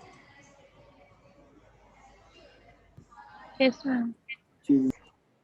तो anterior portion of the vertebral bodies, posterior portion of the vertebral bodies, facets, then posterior spinal canal and spinous processes you can see. ये basically x ray की image है। तो मैंने आपसे कहा कि आप जब भी एमआरआई रिपोर्टिंग कर रहे हैं या एमआरआई स्कैनिंग कर रहे हैं तो उसमें आपको जो है वो you can use x-ray as an reference image भी आपको जो है वो पता चल जाता है। Either the vertebral bodies, interior column, posterior column and spinal canal are normal in shape and texture. ठीक है, तो ये बेसिक जो है this is the cervical spine alignment को आपने देखना है। अच्छा, अभी हमने नॉर्मल सर्वाइकल स्पाइन अलाइनमेंट को आप दोबारा से देख लें, फिर हम जो है वो डिजीज़्ड पोर्शन की तरफ जाते हैं। आप इस इमेज को एक बार गौर से देख लें। मिड सेजिटल जो है वो स्लाइस है ये, ठीक है। हमारे पास सेरिबेलम है, हमारे पास मेडुला ऑब्लोंगेटा पॉन्स का पोर्शन, और ये हमारे पास ब्रेन स्टेम जो है, ब्रेन स्टेम के बाद स्पाइनल कैनाल नज़र आ रही है, ठीक है। Then interior column of the cervical spine and posterior column of the cervical spine, these are the ligaments, ठीक है। अब हम जाते हैं अलाइनमेंट के बाद, हमने नॉर्मल अलाइनमेंट देखने के बाद हम जाते हैं थोड़ा सा डिजीज्ड पोर्शन की तरफ। तो एकदम से अब नॉर्मेलिटी आप लोगों को जो है वो माइंड में आई कि यहाँ पे कोई अबनॉर्मल और अबनॉर्मेलिटी चल रही है, अलाइनमेंट में कोई प्रॉब्लम है? Yes ma'am. ठीक है, तो बच्चों जब एक बार जो है वो आप लोग नॉर्मल अलाइनमेंट, नॉर्मल एनाटमी, जैसे याद है हम लोगों ने एनाटमी ऑफ द ब्रेन जब आप लोगों ने अच्छे से स्टडी कर ली थी, तो उसके बाद आपको डिजीज़ अगर आप उनको डिफ्रेंशिएट नहीं भी कर सकते थे कि either it is a glioblastoma, either it is a tumour और ब्रेन मेटास्टेसिस, तो आपको अबनॉर्मेलिटी तो नज़र आ रही थी ना। तो इसमें भी आपने पहला जो फोकस रखना है, आपने इंटीरियर कॉलम, हम सबसे पहले अगर इंटीरियर कॉलम को देखें तो इंटीरियर कॉलम ही डिस्टर्ब्ड है। हम यहाँ से जो है वो स्पाइन की जो है वो नंबरिंग कर लेते हैं 1 2 3 4। तो हमारे पास जो है वो you can say that at the level of जो है वो हमारे पास 4 एंड 5 पे जो है वो डिस्टर्बेंस है, ठीक है। तो इसकी वजह से जो है वो स्पाइनल कैनाल भी जो है वो कंप्रेस हुई हुई है। देन अगर हम यहाँ पे देखें तो हमारे पास जो है वो यू कैन से दैट कि जो है वो स्पाइनल कैनाल का सारी अलाइनमेंट जो है वो डिस्टर्ब हो चुकी है। इसी तरह से अगर इंटीरियर कॉलम जो है वो डिस्टर्ब होगा तो उसी तरह से पोस्टीरियर कॉलम भी डिस्टर्ब होगा। Then soft tissue swelling anteriorly, disruption of the disc, non haemorrhagic cord injury, ठीक है। तो अगर हेमर्जिक कॉर्ड इंजरी होती, this is a non haemorrhagic cord injury. Haemorrhagic और नॉन हेमर्जिक का क्या डिफरेंस है कि अगर हेमर्जिक होती तो CSF लीक्ड हो चुका होता, ये सारी जो है वो इस एरिया से जो है वो ब्लीडिंग होती इस एरिया में, ठीक है। उसकी ब्लीडिंग की एग्जांपल्स, हम हेमर्जिक की भी एग्जांपल्स देखेंगे, but this is an example of the non haemorrhagic cord injury. तो समझ आ गई अलाइनमेंट की कि क्या होती है अलाइनमेंट, कैसे आप लोग स्टडी करो? कोई मुश्किल बच्चों इसमें? नो नहीं है ना मुश्किल, ठीक है। हम इसको भी ज़रा बड़ा कर लेते हैं, ओके। अच्छा, अब आपके माइंड में, अभी हमने सर्वाइकल स्पाइन को देखा, आपके माइंड में क्या आ रहा है कि ये कौन से एरिया की जो है वो स्पाइन हो सकती है? एक ग्रॉस एनाटॉमी तो आपके माइंड में बैठी होती है ना कि सर्वाइकल की कैसी अलाइनमेंट है। मैम थोड़ा थोरेसिक है। गौर करो बिस्मा, लंबर लंबर है, लंबर एरिया की। मैम ये लंबर रीजन है। ठीक है, लंबर रीजन है, वेरी गुड बेटा। ये हमारे पास मैग्नीफाइड व्यू है लंबर रीजन का, ठीक है। तो जब भी आप हम लोग जब एक्सरेज भी करते थे तो हम लोग उसमें भी जो है वो इंफीरियर साइड से हम लोग जो है वो लंबर स्पाइन की जो है वो कर लेते थे, काउंटिंग कर लेते थे 1 2 3 4 5, ठीक है। तो इस तरह से हम इसकी काउंटिंग कर लेते हैं, ठीक है, जब भी हमको इमेजिंग कर रहे होते हैं। अगर हम देखें इसमें तो T1 पे CSF जो है वो ब्लैक है, हाइपो इंटेंस है। T2 पे CSF जो है वो ब्राइट है।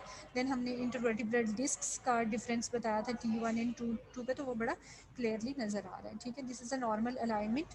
अब आपको अलाइनमेंट का पता चल गया कि बेसिक प्रोटोकॉल आपने स्पाइनल इमेजिंग में क्या फॉलो करना है, that is about the alignment, ठीक है।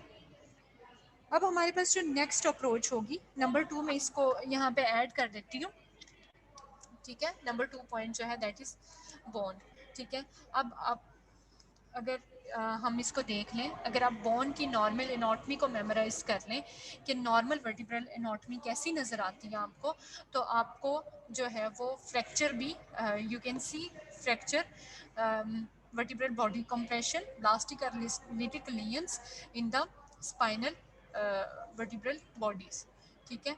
तो ये हमारे पास डिफरेंट टाइप्स ऑफ जो है वो ये बड़े डिटेल में थे जो हमारे पास फ्रैक्चर्स थे, fractures of the vertebral bodies, but मैंने इनकी सिर्फ जो है वो मेन इमेजेस ली हैं कि आप लोगों को समझने में पढ़ने में आसानी हो जाए।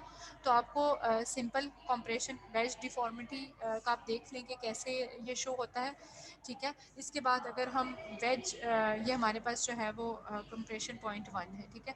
देन अगर बर्स्ट की बात करें तो बर्स्ट से या आप you can say this is a compound fracture of the vertebral body, anterior column of the vertebral body, compression with retropulsion of superior posterior body fragment. So you can say this is a compound fracture of the vertebral body. Then translation and rotation की अगर बात करें, translation and rotation में rotatory sharing, interior and lateral displacement, facet joint displacement, तो इसमें हमारे पास जो है वो होल जॉइंट की डिस्प्लेसमेंट हो जाती है। देन पॉइंट 4 पे हमारे पास horizontal fracture of posterior elements, separation of posterior element, तो हमारे पास जो है वो इंटीरियर कॉलम से पोस्टीरियर कॉलम जो है वो डिस्ट्रैक्ट हो गया है। तो these are the examples of different fractures. Then हमारे पास फ्लेक्शन इंजरीज़ होती हैं और हमारे पास एक्सटेंशन इंजरीज़ होती हैं। फ्लेक्शन और एक्सटेंशन इंजरीज़ में हमारे पास hyper flexion, sprain, anterior subluxation, then हमारे पास सिंपल वेज जो है फ्रैक्चर है, अनस्टेबल वेज है, देन हमारे पास यूनिलेटरल इंटरफेसिटल डिसलोकेशन, ठीक है, and sorry bilateral interfacial dislocation and flexion. These are the examples of flexion injuries. और अगर हम extension injuries की बात करें तो हमारे पास hangman's fracture है, extension tear drop है, और हमारे पास hyper extension with superimposed spondylolysis। तो ये अगर आप सिंपली इन इंजरीज़ के नाम याद कर लें, आपको बस इतना माइंड में होना चाहिए कि ये अगर एक इंजरी आ गई है तो ये किस नेचर की इंजरी है, ठीक है। बाकी आप लोग से सच कोई बहुत ज़्यादा लंबी चौड़ी जो है वो रिक्वायरमेंट नहीं है। और अगर फ्रैक्चर का केस आता ही है हमारे पास, तो फ्रैक्चर के लिए हमारे पास हम वर्टिब्रल बॉडीज़ के फ्रैक्चर के लिए वी प्रेफर सीटी स्कैनिंग, जो उसमें हमारे पास बोन विंडो है, तो उसमें हम प्रेफर करते हैं कि हम जो है वो fracture of the vertebral bodies हम उस पर देखें। बट वहाँ पे भी अगर और हम ऐसा भी होता है कि जब भी हमने ऐसे स्क्वेयर केसेस को हमने रिपोर्ट करना हो, तो हम इन कंपैरिजन दो मोडालिटीज़ के रिजल्ट्स को कंपेयर करके रिपोर्ट लिखते हैं। तो ये इतना ज़्यादा जो है वो, क्योंकि एमआर इतनी ज़्यादा अच्छी जो है वो पेरेंट्स नहीं देती बोन की, तो इसलिए you can compare MRI scanning with the x-rays and with CT scan too. बात आ गई है समझ में कि अगर कोई बोन की ज़रूरी नहीं है कि आप जितनी भी रिपोर्टिंग है बोन की या जितनी भी प्रॉब्लम्स हैं बोन के, वो सारी की सारी आप एमआर पे ही जो है वो रिपोर्ट कर दें। बात आ गई है समझ में कि नहीं? जी मैम। तो आप क्या करते हैं, हम लोग नहीं करते, हम लोग भी ऐसे ही करते हैं डिफरेंट जो है वो रेडियोलॉजिस्ट जो सीनियर कंसल्टेंट्स हैं वो भी ऐसे ही करते हैं कि बोन के फ्रैक्चर्स जो हैं या अगर इस तरह के स्वेयर इलनेस वाले पेशेंट्स आते हैं तो वो कभी भी एक मोडालिटी पे अपना कमेंट नहीं करते, एक मोडालिटी पे रिलाई करके अपना कमेंट नहीं देते। 2 to 3 डिफरेंट मोडालिटीज़ को कंपेयर करके जो है वो एक प्रॉपर रिपोर्ट बनाते हैं। तो अगर हम बात करें तो माइल्ड फ्रैक्चर्स की स्वेयर फ्रैक्चर्स के साथ दोनों की आपके सामने एग्जांपल्स हैं। अभी हमने वेज फ्रैक्चर्स की बात की, सिंपल वेज फ्रैक्चर्स, ठीक है। तो इंटीरियर कॉलम में अगर हम देखें तो इंटीरियर कॉलम में आपको बोनी फ्रैगमेंट्स जो है वो डिसलोकेट हुए नज़र आ रहे हैं। ये हमारे पास नॉर्मल वर्टिब्रल बॉडी है ना, ठीक है। तो यहाँ पे आपको जो है वो बोनी फ्रैगमेंट इंटीरियर कॉलम से अलग हुआ नज़र आ रहा है। जी मैम। ठीक है। देन अगर हम यहाँ पे भी देखें तो हमारे पास ये simple, these are the simple wedge fractures. इसी तरह से अगर हम इसका कंपैरिजन करें T2 वेटेड इमेज से तो यहाँ पे भी हमें बोनी फ्रैगमेंट्स जो हैं वो नज़र आ रहे हैं, ठीक है, डिफरेंट जो है वो वर्टिब्रल बॉडीज़ के साथ। अब अगर हम इसका कंपैरिजन करते हैं सिंपल वेज फ्रैक्चर्स के स्फीयर फ्रैक्चर्स के साथ, तो अगर आप देखें तो यहाँ पे हमारे पास सर्वाइकल स्पाइन में जो है वो वर्टिब्रल बॉडी डिसलोकेट हो गई है, ठीक है। हमने एग्जांपल्स ली थी कि sometimes interior column posterior column से भी जो है वो अलग हो जाता है या समटाइम्स पूरी वर्टिब्रल बॉडी डिसलोकेट हो जाती है, ठीक है। तो इसमें अगर हम देखें तो सारी वर्टिब्रल जो है वो डिसलोकेट होके स्पाइनल कैनाल को जो है वो कंप्रेस कर रही है, ठीक है। तो अलाइनमेंट के साथ बोन का फ्रैक्चर भी समझ आ रहा है कुछ? जी मैम। बाकी क्लास आप लोगों को कोई मुश्किल इसमें? No ma'am. इसमें अगर मैं आप लोगों को एग्ज़ाम के पॉइंट ऑफ व्यू से भी बता दूं कि एग्ज़ाम के पॉइंट ऑफ व्यू से ऐसा है कि सिंपली मैं आपसे पूछ सकती हूँ, मैं आपको एक 3-4 इमेजेस दे सकती हूँ, जैसे हमने लास्ट टाइम भी जो है वो एग्ज़ाम में मैंने आपको 3-4 इमेजेस दे दी थी और उनमें से मैंने आपको कहा था कि आप एक सिलेक्ट करके उसको लेबल करें। तो मैं आपको 3-4 इमेजेस दे सकती हूँ, उसमें मैं आपसे पूछ सकती हूँ कि जो है वो आपको अलाइनमेंट नॉर्मल लग रही है या नहीं लग रही, या आई कैन आस्क के जो है वो आपको कहीं पे कोई फ्रैक्चर जो है आप क्या फाइंड आउट कर रहे हैं, आपकी फाइंडिंग्स क्या हैं। तो मैं आपसे इस तरह से कोई भी क्वेश्चन जो है वो पूछ सकती हूँ। तो जस्ट आपको आपसे ये रिक्वायर्ड है कि आपको नॉर्मल चीज़ जो है वो देखनी आनी चाहिए। अच्छा, हमने 2 प्रोटोकॉल्स पढ़ लिए। फर्स्ट जो हमारा प्रोटोकॉल है that is about the alignment of the cervical spine और सेकंड जो था that was about the bone. अच्छा, अब इसमें हमारे पास क्या है, हमने सिंपली ये कहा कि हमारे पास सबसे पहले हमने अलाइनमेंट देखनी है और अलाइनमेंट के साथ हमने क्या देखना है, बोन। तो बोन के फ्रैक्चर्स हमको देखने आने चाहिए। अच्छा, यहाँ पे हमारे पास अगर हम कंपैरिजन करें डिफरेंट वर्टिब्रल बॉडीज़ का, ठीक है, तो डिफरेंट वर्टिब्रल बॉडीज़ में आपको चेंज फील हो रहा है कि सारी की सारी वर्टिब्रल बॉडीज़ अपीयरेंस में एक जैसी नहीं है? Yes, ma'am. Yes, ma'am. ठीक है। तो यू कैन हमारे पास जो मेटास्टेसिस के लिए, बोन मेटास्टेसिस को देखने के लिए बोन स्कैन किया जाता है, ठीक है। बट इन एमआरआई, अगर एमआरआई भी होती है तो उसमें भी you can diagnose about the bone metastasis of the at different sections at different slices of the MRI, ठीक है। अच्छा, हमने कहा था कि हमारे पास जो बेसिक प्रोटोकॉल है, जो अप्रोच है that is ABC D and E। तो A और B तो हो गया, हमारी अलाइनमेंट और बोन तो हो गई। अब हमारे पास C है, ठीक है। तो C में हमारे पास आता है कॉर्ड और कैनाल। अब कॉर्ड और कैनाल क्या है, दैट इज़ स्पाइनल कॉर्ड और स्पाइनल कैनाल, ठीक है। तो इसमें हम जो है वो कॉर्ड कंप्रेशन देख सकते हैं, कैनाल हेमाटोमा देख सकते हैं, कैनाल स्टीनोसिस देख सकते हैं, न्यूरो फोरामिनल स्टीनोसिस हम जो है वो आइडेंटिफाई कर सकते हैं इन द स्पाइनल कॉर्ड और स्पाइनल कैनाल, ठीक है। तो अब अगर हम एक एग्जांपल लें, हम एग्जांपल ये लेते हैं कि अगर यहाँ पे ये सर्वाइकल स्पाइनल जो है वो स्टीनोसिस हुई हुई है, तो ये स्टीनोसिस इस एरिया की नर्व्स को भी अफेक्ट करेगी? आपका माइंड क्या कहता है?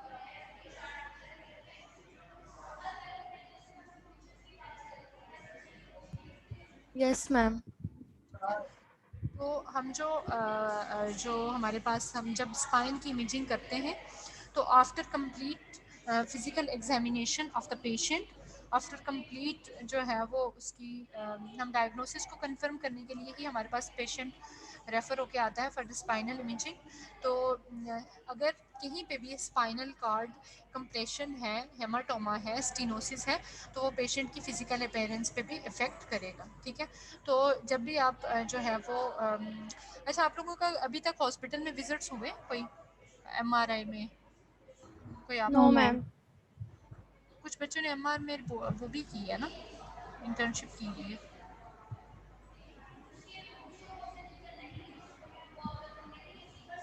हम हमें नहीं करवाएंगे कुछ प्रैक्टिकल? हाँ, आपने अपने क्लिनिकल सर्विसेज डिपार्टमेंट से ये बात पूछनी है। क्लिनिकल सर्विसेज डिपार्टमेंट जो है वही आई थिंक के रोटेशंस करवाता है ना, तो आप उनसे पूछें कि आप लोगों को कब लेके जा रहे हैं। ठीक है, तो जो आप लोगों की सुपरवाइज्ड क्लिनिकल प्रैक्टिस होती है वो टीचर्स आपको लेके जाते हैं ना रोटेशंस पे। Yes ma'am. हाँ जी, तो आप लोग पढ़ रहे हैं, एससीपी पढ़ रहे हैं? Yes ma'am. आप उन टीचर्स से फिलहाल तो एसीपी ऑनलाइन हो रही है मैम। तो आप उन बेटा हो गया ना कैंपस, तो अब आप उनसे पूछें कि आप लोगों को कब जो है वो लेके जा रहे हैं। ठीक है, तो अच्छा बात कर रहे थे एमआर की। तो अच्छा ऐसा होता है बच्चों, अगर सिंपल अगर आप लोगों का हॉस्पिटल में विजिट नहीं भी हुआ तो मैं आप लोगों को बता देती हूँ बच्चों, एक्सरे और एक्सरे में भी हिस्ट्री रिक्वायर्ड होती है, एक डिटेल्ड हिस्ट्री रिक्वायर्ड होती है फॉर रिपोर्टिंग पर्पस। अल्ट्रासाउंड में तो हम साथ साथ ही पेशेंट से हिस्ट्री भी ले रहे होते हैं और उसका एग्जामिनेशन भी कर रहे होते हैं और रिपोर्ट भी कर रहे होते हैं ना। लेकिन जब बात आती है फ्लोरोस्कोपी की, जब बात आती है एमआरआई की, पर जब बात आती है सीटी स्कैनिंग की, एंजियोग्राफी की, एंजियोप्लास्टी की, तो उसमें हमें पेशेंट की एक डिटेल्ड हिस्ट्री चाहिए होती है। ठीक है, हम यू कैन से कि हम पेशेंट का एक तरह से फिजिकल एग्जामिनेशन भी कर रहे होते हैं, उसकी पूरी कंप्लेंट्स को लेने के बाद, उसकी पूरी हिस्ट्री को देखने के बाद यू कैन रिपोर्ट। तो ये आप लोगों के लिए ही चीज़ें ईजी हो जाती हैं। जैसे कि अगर लंबर स्पाइन में कहीं पे कोई नर्व कंप्रेशन होगा तो उसका लोअर लिम्ब अफेक्ट हो रहा होगा। इसी तरह से अगर सर्वाइकल स्पाइन में नर्व कंप्रेशन है या नर्व इरिटेट हो रही है तो उसका इफेक्ट किस पे होगा, अपर लिम्ब पे हो रहा होगा। तो ये जितनी भी नर्व्स की स्टडी है या जितनी भी नर्व्स रिलेटेड हैं रीजन से, तो इसमें आप लोगों को के लिए ही आसानी हो जाती है फॉर रिपोर्टिंग पर्पस। हम दोबारा से आते हैं अपने जो है वो टॉपिक की तरफ।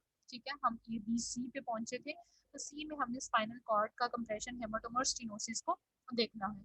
ठीक है, तो हमारे पास सर्वाइकल कैनाल स्टीनोसिस की काजेज क्या हो सकती हैं? Over growth of the bone. Over growth of the bone जो है वो किसी भी वर्टिब्रल बॉडी की ओवर ग्रोथ हो सकती है। ऐसा हो सकता है कि कहीं पे जो है वो कोई भी वर्टिब्रल डिस्क या बॉडी जो है वो ओवर ग्रो कर सकती है। इसके अलावा आप लोगों ने ओस्टियोफाइट्स का नाम सुना हुआ है? ओस्टियोफाइट्स क्या होते हैं? Yes ma'am. Yes non ma'am. Projections बन जाती हैं बोन के ऊपर, जिनकी अपनी कोई साइट ऑफ ओरिजिन नहीं होती। ठीक है, ओस्टियोफाइट्स हो सकती हैं, ओवरग्रोथ ऑफ बोन हो सकती है, wear and tear damage from osteoarthritis on your spinal bones can prompt the formation of bone spurs which can grow into the spinal canal। तो ये अभी हमने जो ओस्टियोफाइट्स की बात की, या हम उनको बोन स्पर भी कह सकते हैं, तो वो स्पाइनल कैनाल में जो है वो एक्सटेंड कर सकते हैं। So Paget's disease, a bone disease that usually affects adults, also can cause bone overgrowth in the spine. Herniated disc हो सकती है, डिस्क हर्निएशन हो सकती है। अब जो वर्टिब्रल बॉडी है, जिसकी जो वर्टिब्रल बॉडी है और इंटरवर्टिब्रल डिस्क हैं, ये दोनों की हर्निएशन डिफरेंट चीज़ है। अगर जो है वो डिस्क हर्निएट करती है तो आप उसको डिस्क हर्निएशन कहते हो, बट अगर वर्टिब्रल बॉडी हर्निएट करती है तो आप वर्टिब्रल बॉडी डिसलोकेशन उसे कहते हो। ठीक है, discs tend to dry out with age. Cracks in discs exterior may allow some of the interior material to escape and press on the spinal cord or nerves. तो with as जो है after 40 years you can से, but अभी मैंने ऐसे cases भी देखे हैं कि अर्ली 30s में या अर्ली यू कैन से कि मैंने 25 26 ईयर्स के पेशेंट्स भी देखे हैं जिनमें ये चीज़ें जो है वो बड़ी कॉमन थी, लाइक यू कैन से ओस्टियोआर्थराइटिस और ओस्टियोफाइट्स और बोनी स्पर्स। तो ये अब बहुत सारी चीज़ें जो है वो एग्रेसिव होती जा रही हैं अर्ली एजेस में भी। बहुत सारे इसमें फैक्टर्स हैं, या आप इस तरह के टॉपिक्स अपने ले सकते हो, क्योंकि अभी आप लोगों की इंशाल्लाह नेक्स्ट सेमेस्टर में यस रिसर्च होनी है, तो you can choose this topic for your research कि आप प्रेवलेंस देख सकते हो एक स्पेसिफिक एज ग्रुप में कि किस एज ग्रुप में जो है वो ओस्टियोफाइट्स हैं या इस तरह की चीज़ें, तो आप लोग इस तरह की रिसर्च भी देख सकते हो। अभी मैं आप लोगों को इसलिए बता रही हूँ क्योंकि आप लोगों के लिए टॉपिक चूज करना आसान हो जाए, ठीक है।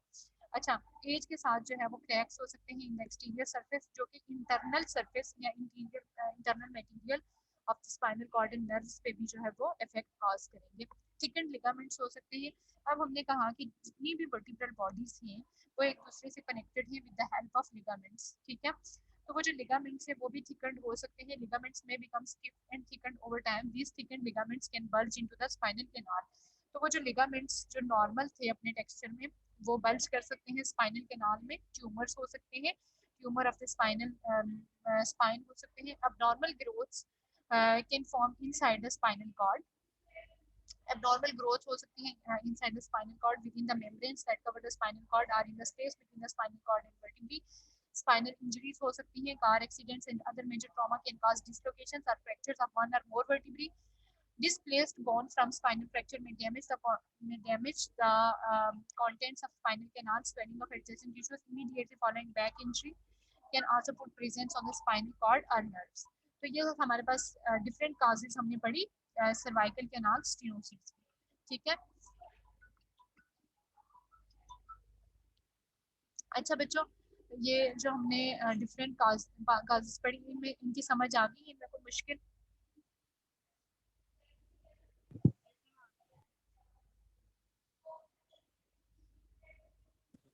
क्लास जी मैम आ गई समझ।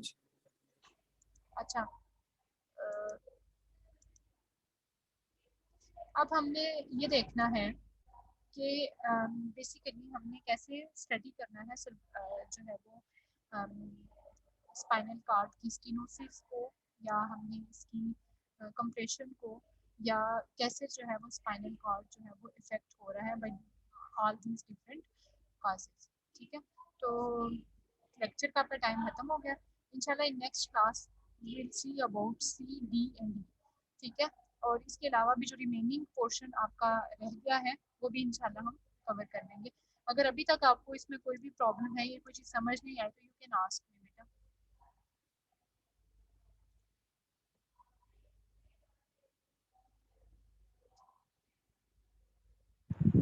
मैम जो हमने कंप्रेशन और स्टेनोसिस देखी है नर्व की, उनमें दोनों में डिफरेंस है या हम उसको वैसे ही बोल रहे हैं अलग अलग करके? नहीं, डिफरेंस तो है। कंप्रेशन दोनों एक साइड से होगी, मतलब एक साइड से होगी, और स्टेनोसिस दोनों तरफ से जो है वो इंटर रिलेटेड एक दूसरे से, ठीक है। ऑन वन साइड अगर उससे जो है वो कंप्रेशन की वजह से स्टेनोसिस भी हो रही होती है, ठीक है। और बच्चों किसी का कोई क्वेश्चन हो या कोई भी चीज़ इस लेक्चर में समझ ना आई हो?